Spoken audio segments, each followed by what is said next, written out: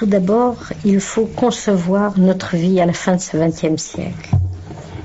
Nous ne pouvons pas nous démunir de la matière, en tout cas pour l'instant. Nous avons un corps fragile et il nous faut des vêtements. Nous avons un corps détruit, il nous faut le reconstruire par l'alimentation et la nourriture. Nous avons un corps qui est en recherche permanente, c'est-à-dire de son propre équilibre. Donc nous avons besoin de combinaisons différentes pour accéder à cet équilibre, soit par le truchement de la santé, cela veut dire l'apport conscient de certains besoins à notre corps, à notre vie nutritionnelle. Et puis il y a aussi, bien sûr, la matière qui nous réchauffe, c'est-à-dire nous avons un toit. Nous faisons partie de gens qui vivons dans des villes, dans des cités, donc des immeubles. Donc il y a des charges. Et de ces charges, il y a le téléphone, il y a la chaleur qu'on y donne ou la fraîcheur, selon les époques et le temps. Il faut se dire donc que nous sommes une chaîne communautaire de gens très différents les uns des autres, qui sont obligés de vivre sous un toit abrité. C'est déjà la première conception de l'humain au niveau de la tribu.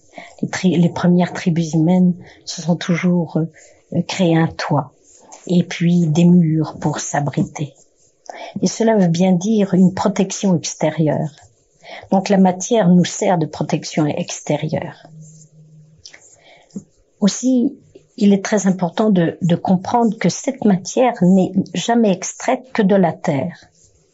Car il suffit de comprendre une chose, lorsqu'on voit une ville comme Paris, pour ne citer qu'elle, on se dit quand on voit ces milliers d'immeubles de toutes sortes, et d'églises et de cathédrales, de basiliques, de chapelles, on se dit c'est des milliards de tonnes de pierres, de ciment agglomérés qui se trouvent là sur un point très petit quand on voit la carte du monde.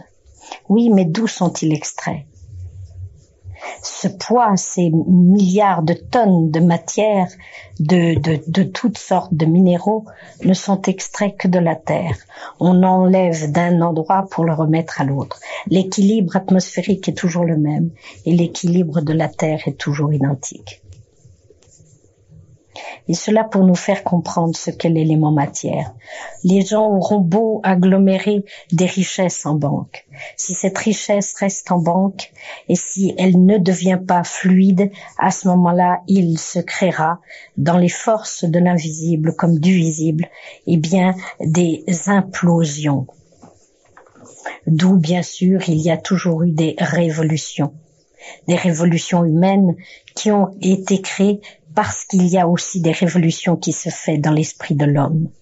Les injustices créent les révolutions, mais les injustices créées au niveau de la terre créent des révolutions aussi dans la terre.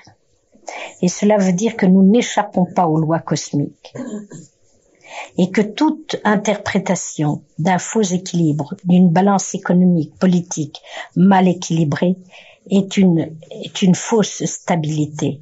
Et nous sommes souvent sur des volcans sans qu'on le sache.